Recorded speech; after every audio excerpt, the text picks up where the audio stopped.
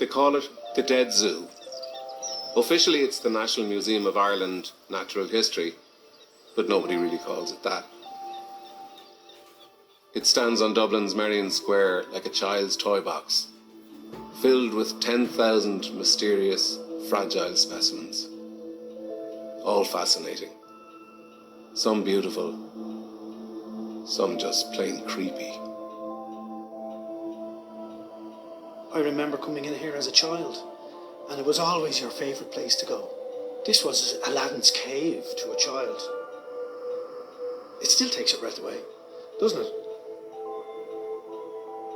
The looks in the eyes of the animals following you around the room, I think, more than anything.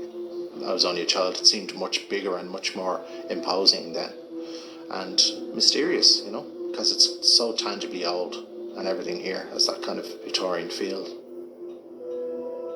Nature can be very overwhelming, especially when you put it all in one place.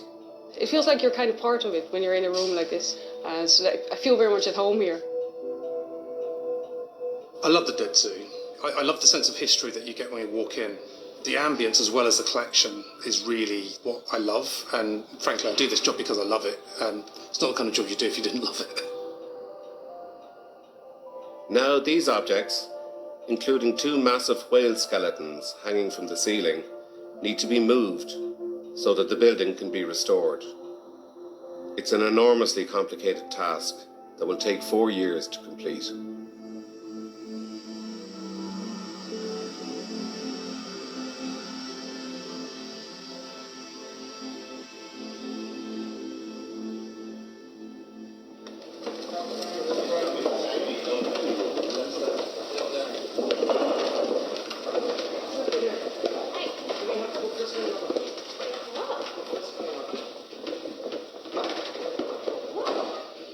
I've been working in this building for just 20 years out of a 40-year career.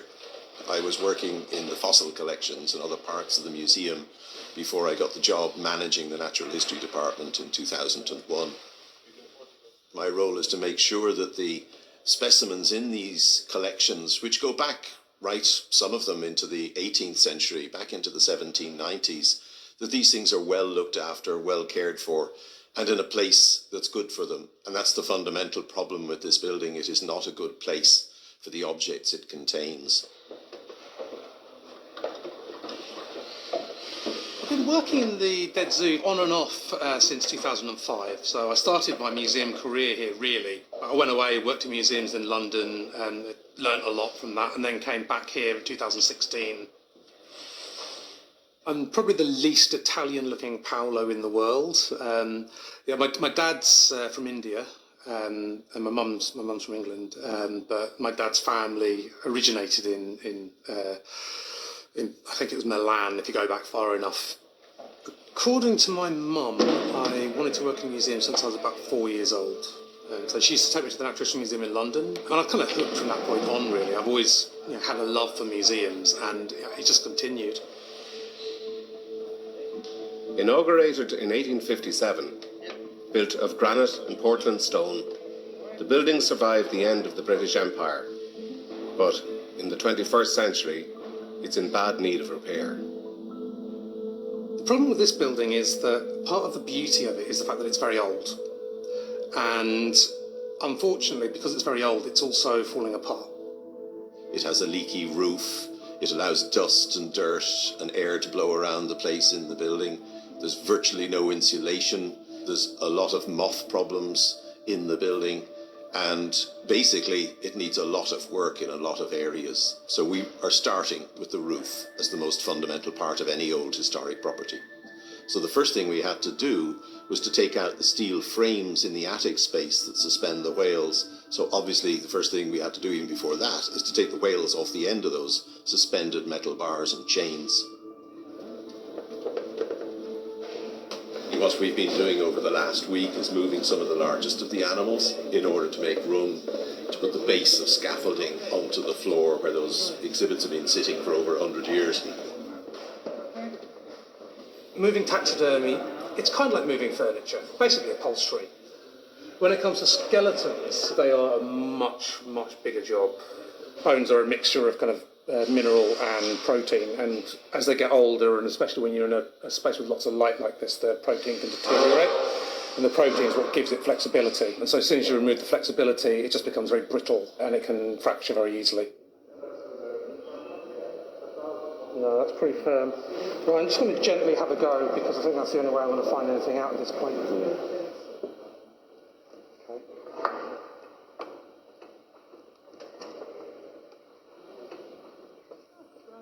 This museum was acquiring stuff mounted by a handful of different, mostly London-based experts in skeleton assembly. But some of them we don't know where they came from. We just look at the style and think, that looks like a Gerard mount. But some of the earliest stuff, like our giant deer, you're going back to the 1820s when you're basically dealing with the local blacksmith making it up as he goes along. And he's never seen a skeleton in his life before. So it's always interesting. This elephant is one of our older specimens. I think we acquired it in 1843.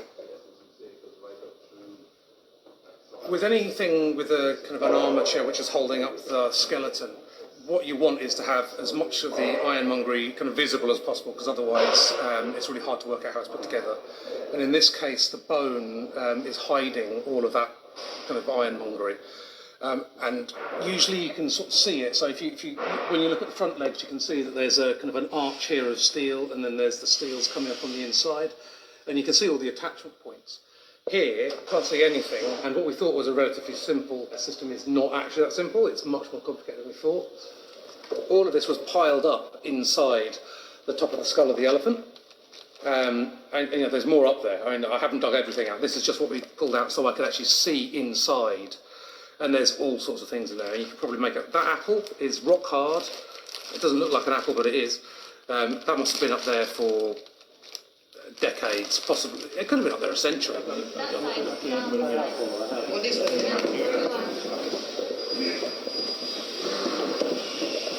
Oh, he's filthy. Yeah, he is filthy. There we go. It's given to us by a man called Fagan, who was a member of a gentleman's club around the Mountjoy Square area, and that's about all we know. Of course, it won't have been seen like this for well over a century. So the tusks of the elephant would fit in here. It's lying on its face at the moment, and you can see how the back of the tooth socket has been broken away, and saw marks and machete marks where they would have wriggled out the tooth, this massive tusk, which was often sold separately. You'd get people who would collect these, shoot an elephant, get the skull, bring it back home to this part of the world, but often the tusks would help to pay for the excitement of going out and killing one of these majestic animals. The collection, begun with bequests from gentlemen explorers of the 19th century, continued to expand during the early years of the Irish Free State. Gameheads made their way from the walls of stately mansions to the newly state-owned museum. Now they have to come down. The scale of a job like this is really hard to gauge when you get started, because you're not quite sure how long everything's going to take. Taking down things like the game heads is much more time consuming than we thought it would be. They'll be moved, along with the rest of the museum's contents, to a secure storage facility outside Dublin. But not everything in the museum can be moved. Ideally, we would have moved everything out of the building before we did the whales. The trouble is that we have these big mahogany and glass cabinets directly underneath. They're incredibly delicate. You can't just take them apart easily. They're not kit form. You know, they didn't come from IKEA. The carpenters from the FW built these frameworks around them, nice solid frameworks. And some of them are actually built so strongly that we're able to use them as working platforms. So that's how we accessed the humpback whale, with these really solid boards, which you could have parked a car on it and it would have not moved.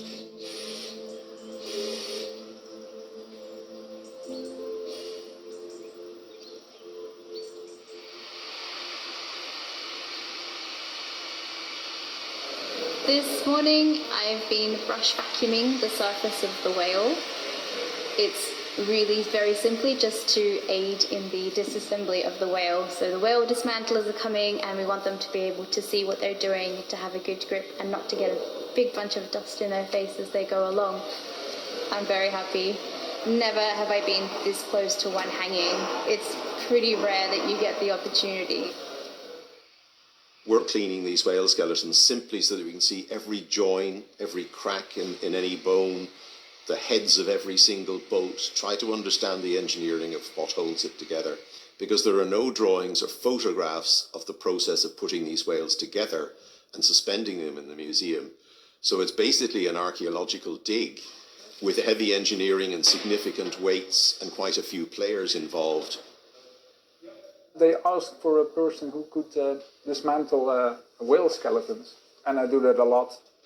It's a small world, and it's a specialized world, and most of the people that I know that had made their own company with it, they started when they were like 4 years old or something like that. So it's a way of life, more or less. I really prefer the living nature even more, but I think when you just find a dead animal or something, that it's a pity to throw it away, because what sometimes the problem is in the nature, like with a red squirrel, for example, it just flashes away like red dot in the tree, and when it's dead, then you can see how beautiful the animal is.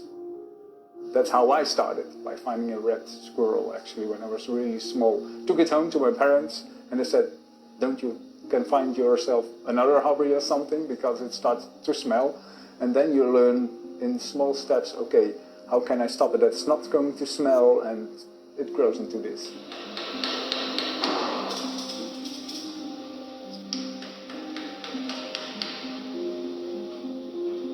The team upstairs has been working really hard to get down the bones, and they've now taken down the ribs and the vertebrae, so that's what we're packing at the moment. And every single bone has been labelled with a specimen number, of course, but also the bone type, what it is, whether it's a rib or vertebrae or a scapula, and what side of the animal it's come from, because otherwise it's a very unkind puzzle to hand over to the person who's going to be putting it back together again. We are battling forever against insect pests because a lot of our exhibits are actually edible. One of the things we're very tight on is quarantining specimens when they move between buildings. And the main way we do that, and we're doing it with every exhibit we're taking out of here, is we wrap them in plastic and we put them through a freezer. Most of these juvenile stages of insects are nearly entirely water. So when you freeze them, you kill them and you kill the eggs. And of course, if something is falling, don't try to save it. No, it's too heavy. Don't worry, I'm not going to lie. It pulls it for it.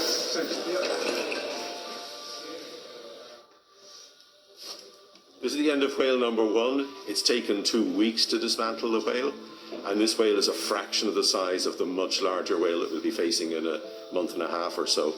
So it's a really good experience, and it's also good to get to know the crews well, so that you know people's ways of working and their communication and everything else. Touchdown, we call that. Is that touching or is that fine? There we go. We did it! Down. Well, one is down. Now we've got the big one to do next.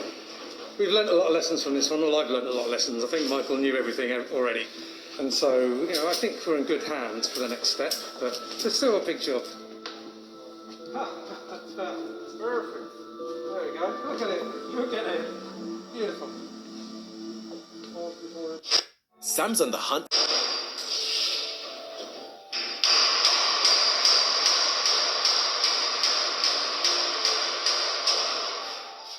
In order to create a platform where the team can safely disassemble the fin whale, scaffolding weighing several tons must be erected. This is a weight the first floor of the building was never designed for, so supporting pillars must go in on the ground floor to stop it from collapsing. I found out this afternoon that our plans for the scaffolding for getting the whales down has been tweaked a little bit, and one small tweak on paper actually changes to a massive amount of additional work for us, unfortunately.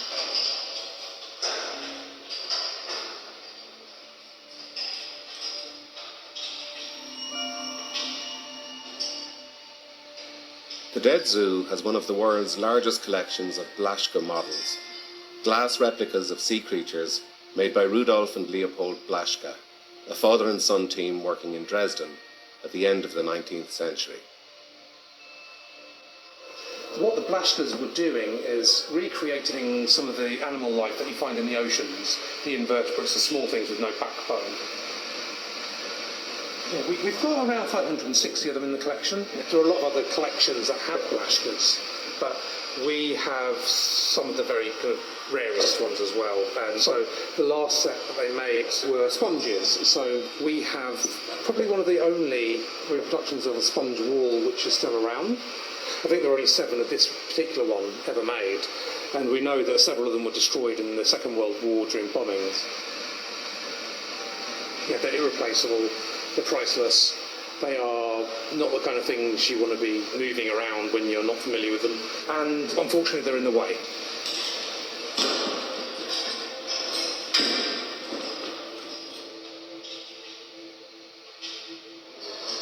My name is Gina Eichmüller. I'm the preventive conservator. See it sometimes like I'm the doctor of the object, like taking care of it, that it's safe and happy. So, which ones do you want to move first? I don't really want to move any of them, to be honest. Oh, maybe if we go from the ones from the far end. You happy with that? I'm happy. Right.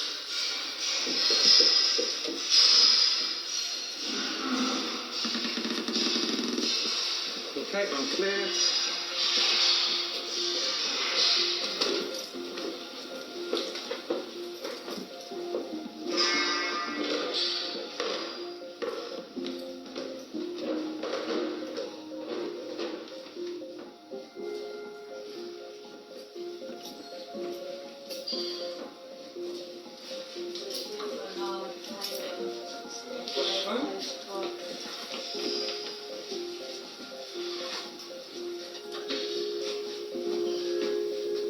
Lovely.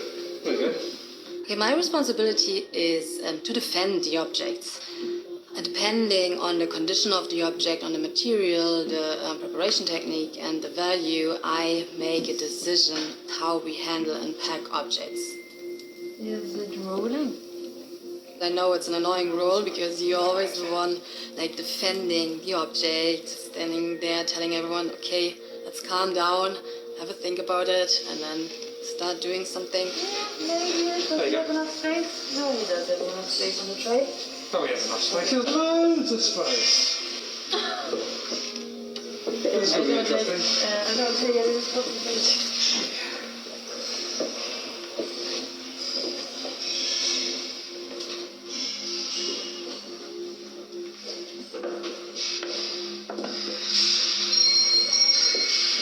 It's always when you're holding a tray of blushes that your phone goes off, isn't it? Right.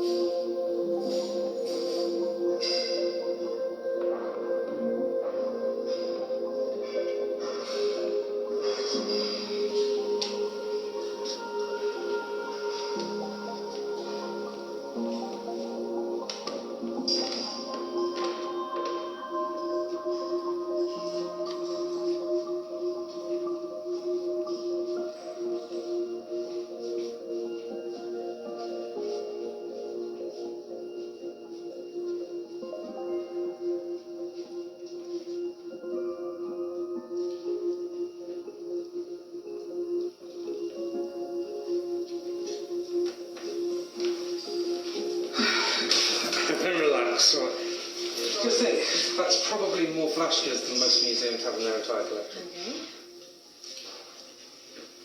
Paolo, as you know, is very much hands-on, which is very unusual for us.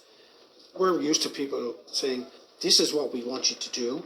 We need you to get that object from A to B, and we're left to our own devices, essentially.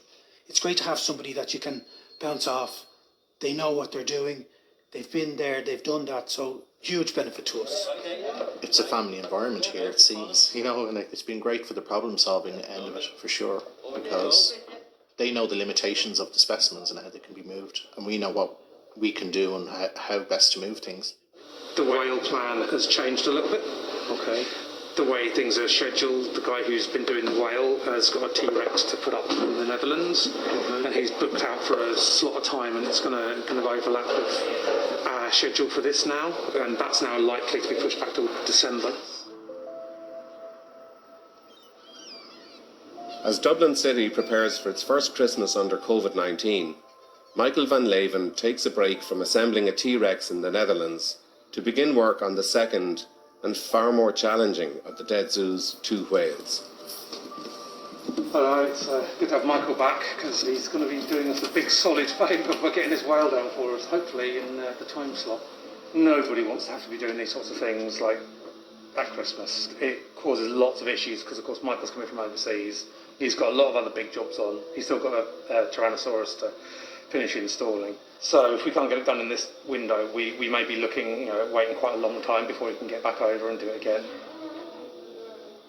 I didn't book a return ferry because I know that this whale guy is going to bring some surprises. I just go home when the whale is down. I moved to Ireland a year and a half ago now, and it's been fantastic. I love it here. Yeah, not planning on leaving anytime soon. So I was a member of the Dutch whale team for more than a decade. Whenever a large whale would strand on a Dutch beach, we would get it off and make sure that the remains would be incorporated in the museum collection. So yeah, that means I saw at least a dozen large whales from inside out. So yeah, that helps a lot actually. On the floor, I made the outline of the whale because we're going to make scaffolding around it. And when you place a scaffold, you don't touch the bone, so you see more or less the outline of how the whale looks like in life. That's the original size of the flipper. It's funny, huh? But I made it for the scaffolding, not to be nice, but it has a function. And today we're going to write like a status report. So when we have to rebuild it or restore it, we know exactly what's going on with the whale. No one has been able to look inside the fin whale's massive skull since 1892. What Michael finds there will decide how the team handles the job of safely lowering it to the ground. They used lots of materials to make the reconstruction of the upper skull. So partially this beam, the central beam of the skull is real, this bone, and the left and the right plates, they remodeled it in wood and plaster and other strange material. I see leather. So they did a quite good job to remodel it. In December 1851, when this fin whale was taking its last breath in Bantry Bay, Ireland was still in the throes of the Great Famine, and the classic novel of whaling, Moby Dick, had just been published to little acclaim. The whale was sold to Dr. Alexander Cart of the Royal Dublin Society by local businessman Cornelius O'Leary for £6, about €900 today. Dr. Cart travelled to Bantry in March to examine the purchase. I have much satisfaction in being able to report that I found the bones in most excellent order. Being macerated in seawater, they are necessarily clean and free from any disagreeable odour. It was several years before it was first exhibited on the crowded ground floor, packed in among other specimens.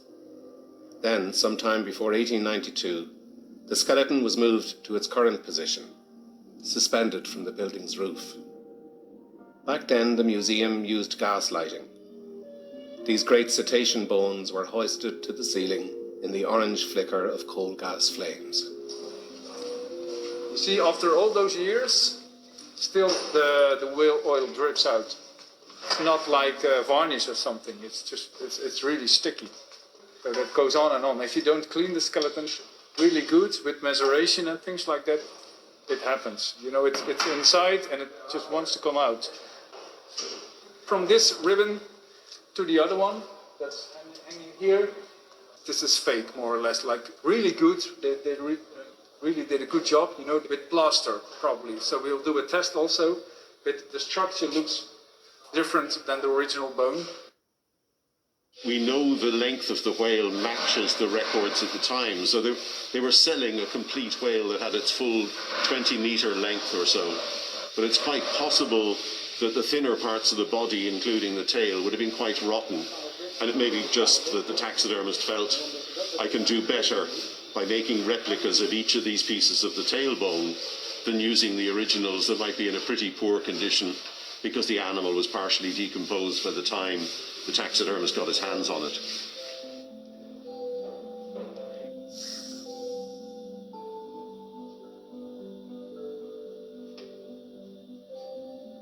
That's a good thing that it's a big whale. You can stand between the ribs. Yeah, it's great.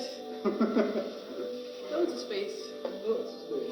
To lift the bones and to dismantle the rib cage and all the heavy bones, we need to build a gantry. And now it's how to get the gantry on this platform. Well, we carried them in last time, but it was hard work. Yeah. It's not the best. There was more people than do it. No, I think there were. There was. More bodies. I was told there were 55 people coming to do this. From our side? Yeah, that's what I was told. That's a pity. Nobody told us. I know, yeah. It's funny how it works, isn't it? Yeah, isn't it? Real occasions. It's amazing, isn't it? Can we not leave until Monday and try and get a crane or something? Because we're not... That's fine, but we've got a very tight time scale of getting the actual whales down. Basically, if it's not coming out of that hole in the wall there of the crane on the 18th of December, then God knows when we'll get it out. That's the problem. It comes up in pieces, this one. Yeah. No other way. No other way. You see, it's completely made of plaster. So you can remodel it. We save it, of course. The bone is designed by nature to hold together as a bone. Plaster of Paris can literally fall apart in crumbs, and that's one of the concerns. We're going to end up with a pile of white crumbs from the plaster bits. And so far, we're doing quite well compared with what I thought might happen.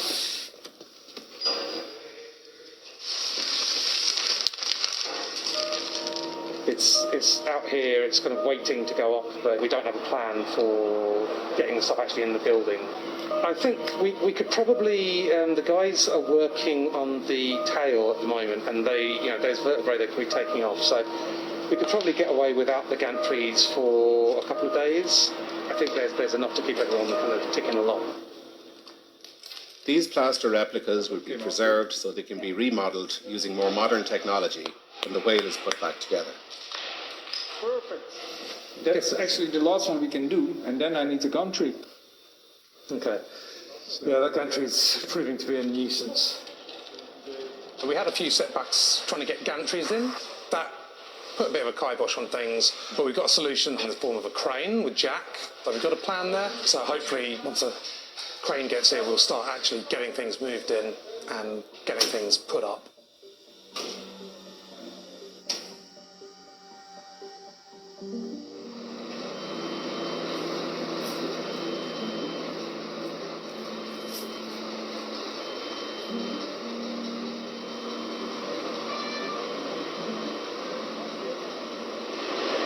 Watching Jack operate the crane, he was described as an artist, and absolutely incredible.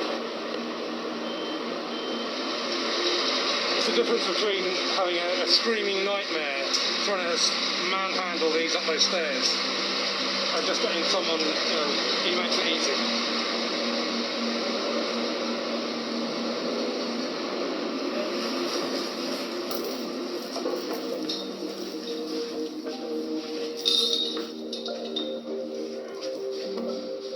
That's it, that's a lot. We're all in. Bringing heavy equipment normally found on construction sites into this listed Victorian building is no easy task. The fish is lava. That's the way you can think about it. Yeah, just see the young people the way they do.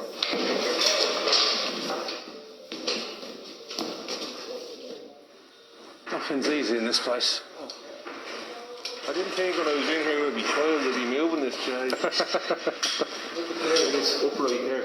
Yeah. As soon as you get over there to your scaffold, I'll be taking it. Yeah, taking and putting it in. Taking and putting it in, yeah. getting the beam across. Beam across, that's where we earn the money. Yeah. Charlie, could I call you back? I'm in the middle of moving a whale here. Not too many people have ever had to do this with a whale. The gantry people are normally working on building sites that are fairly straightforward, open, with lots of scaffolding and lots of heavy mob around to do the lifting. You're working in a more confined space with a rather delicate thing underneath you, so you really don't want to drop it, especially when the client is watching. With fragile specimens in glass cases all around, it's a delicate operation to swing the metal gantry beam between the support chains of the fin whale.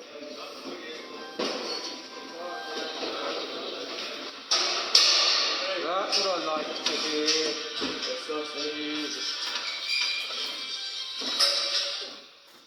Still here, son.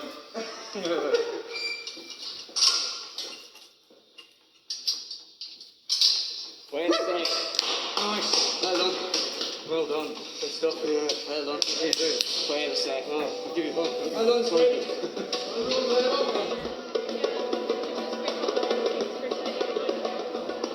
With a firm deadline to get the skull out of the building, and time lost because of delays with the gantry, the whale team now faces a real challenge. Don't touch the pins with the scapula. Voorzichtig.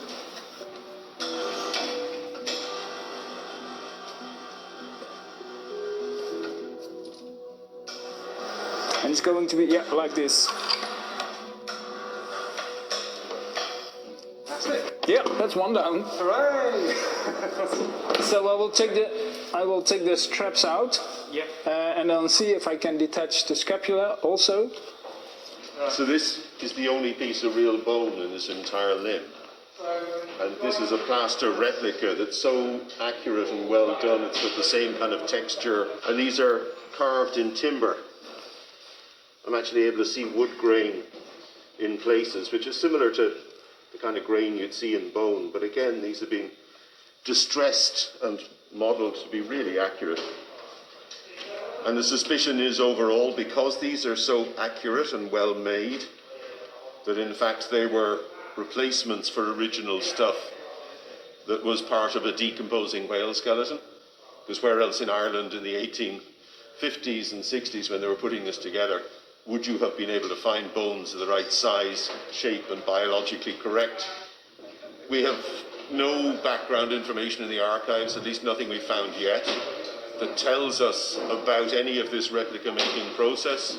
So it's entirely down to the sort of archaeological excavation of this skeleton.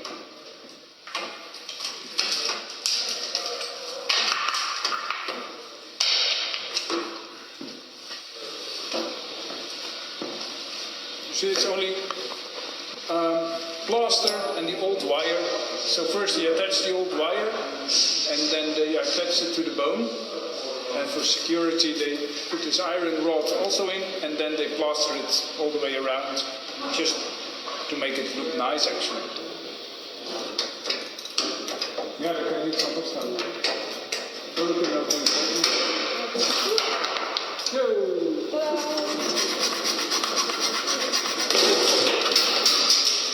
Yes, that worked. At every stroke his brazen fins do take, more circles in the broken sea they make than cannons' voices, and the air they tear. His ribs are pillars, and his high-arched roof of bark that blunts best steel is thunderproof.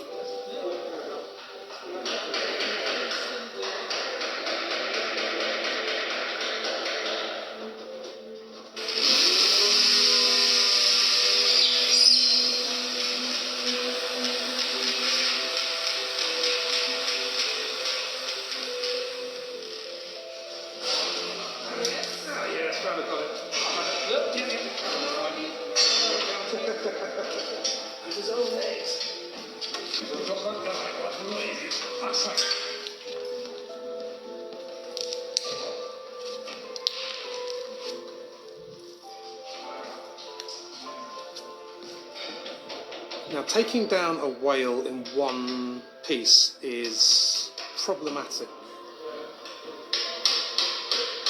We know people who have moved whales. There's quite a few people who have got experience of that. Not necessarily good experience.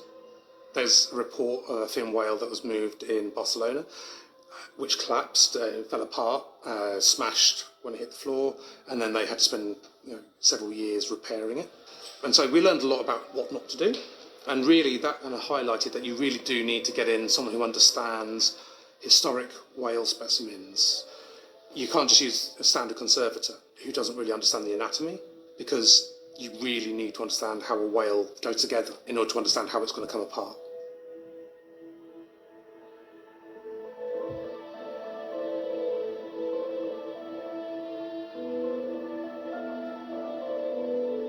I like whales. They're beautiful skeletons, and most of the times they have a big history, like this one, and it's hanging now for 150 years, so you don't know exactly how the steel is and how they built it in the first place. Probably they built this skeleton on the floor and then bring it up with a lot of cranes and the wooden gantries and things like that and pulleys, but it has to come down separately now, so you have to work and think how that's going to react on the skeleton.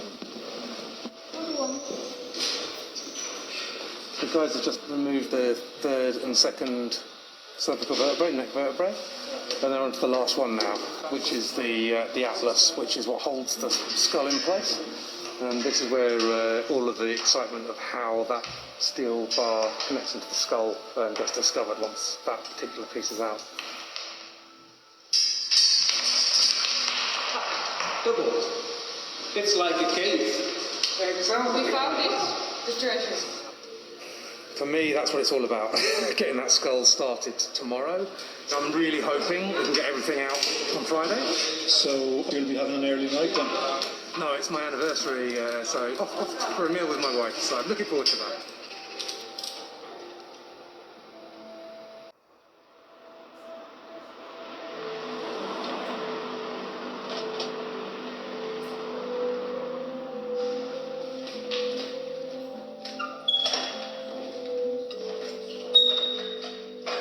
Before we take it down, we want to know how the construction is, more or less.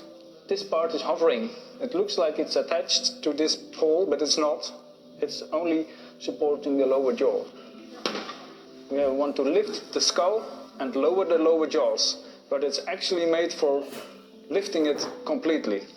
So we'll have to figure out how it's exactly made, and we don't get surprises. The whale's kind of palate, kind of inside of the mouth and the top jaw, kind of goes like that. And so, because of this big curve, it means you're only actually connecting with the straps in like 3 points around the bottom part of that skull, which actually puts a lot of pressure in just a few places. What we're going to do is use a really strong timber and put plastozote on that, so it actually gets that same shape as the inside of the mouth. It sits on that and it spreads the weight over the whole of that curve. Just imagine like this is going to be mounted on a wooden panel, and then it's going to be a shape, like a wave, to support the skull of the whale so it can rest. I think we are making good progress. So I'm working on the cushioning, my colleagues are working on the wooden frame, so yeah, we will do it. Under the boom. Yeah. Okay. Great.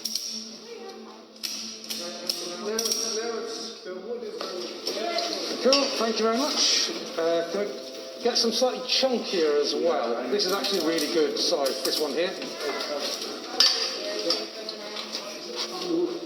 That's good.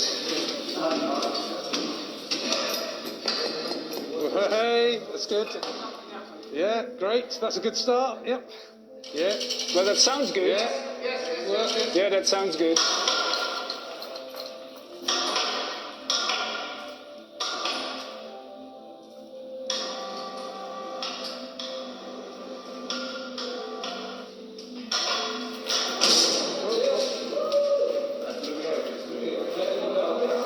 Okay, and now John. Okay, now Michael. Now Karen. Karen. Yep, and John. Keep it going, John. Okay, Karen. Okay, John. Well, keep it going until you can take the hook off. There you go, that'll do. Nice one. Excellent. Well, that's a relief. That's safe way down. That's down, yeah, that's good. That front part where the two parts of the jaw kind of connect, that's not how they are naturally. There's no need for them to be together like that. It just makes it very hard for us to move them. It means they're too wide to go out of the window, so we'll have to break apart the kind of sculpted section in the middle which joins the two at the front. And that's just plaster and timber by the looks of it. Yep, it's off. Okay, I can take it up. Yep. Is that okay? You don't need it anymore? Sorry? You don't need it anymore? No. I'll take it away. So you're going to release the bolt, we hope?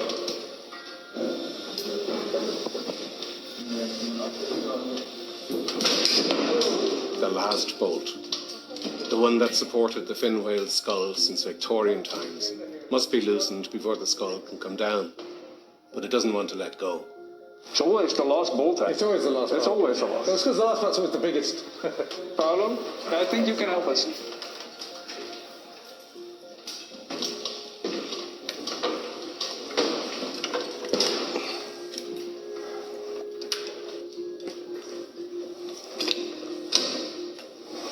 That makes you angry. There you go. That's good. Why didn't you get angry earlier? It takes a while. Slow temper. It's easy.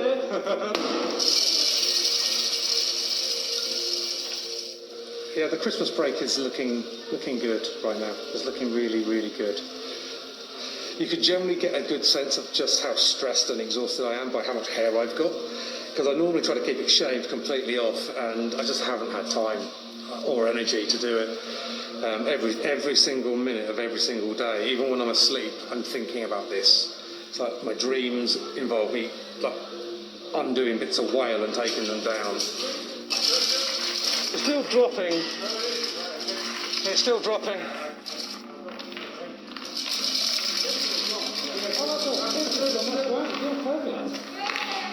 Hey! It's no longer hanging from the ceiling! Amazing! And I didn't even have to get off the floor to do it. It's great. That's brilliant. Well, we've got it part way down. It's still got another 5 metres to go. That was a challenge. Yeah. That's a problem. Once we finish that, it will have been a challenge. So it's going to be really slow, just taking up the slack constantly on all the chains and very, very gently sliding along. It's not going to be fast, because if that thing moves fast, we'll never stop it. I'm trying to decide if this is exciting or just terrifying. This one? Yep. That looks good. Pull it a centimeter. Okay. Okay, a centimeter again.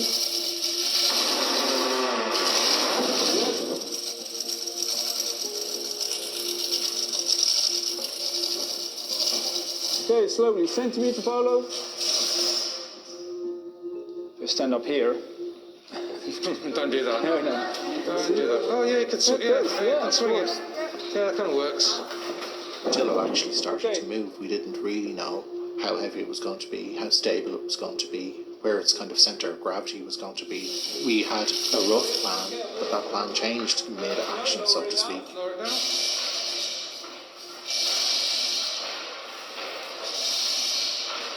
I think we're just going to have to go. If it breaks, it breaks. Just stay clear down below. It's easy to think that no damage is acceptable when you're doing anything with museum material. And generally speaking, we try to do the absolute minimum damage that is, that you can possibly get away with. Wait. Half of it's made of timber and plaster. We don't care about the timber and plaster as much as about the actual bone that's in there. So if we're going to lose anything, we prioritise the timber and plaster. Who's talking? Usual rules about no one speaking unless it's to actually talk about what needs to be done, okay? Because this is dangerous. Nice and fast. That's good.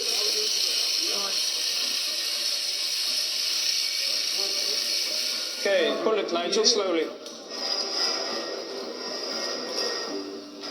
Keep going. Yep, keep going. Keep going, keep all the way to the beam, more or less. By Jove, I believe that's it. Now we can release it slowly together. Yeah. Putting it down. Going down.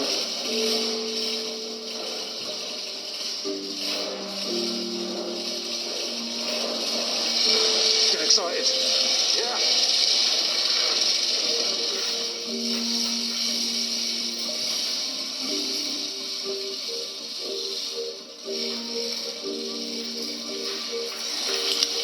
Okay, wait. Okay, take her down. Right, if you want to go the rest of the way, Eric, get into your slack and we're done. Perfect. Perfect. Awesome stuff. That is good. fucking amazing. Thank you, guys. Oh my God. Thank you. That was a tricky one. That was amazing. It was a tricky one. Thank you. Good. You're welcome. That's brilliant. Good. I'm smiling, but you don't see it.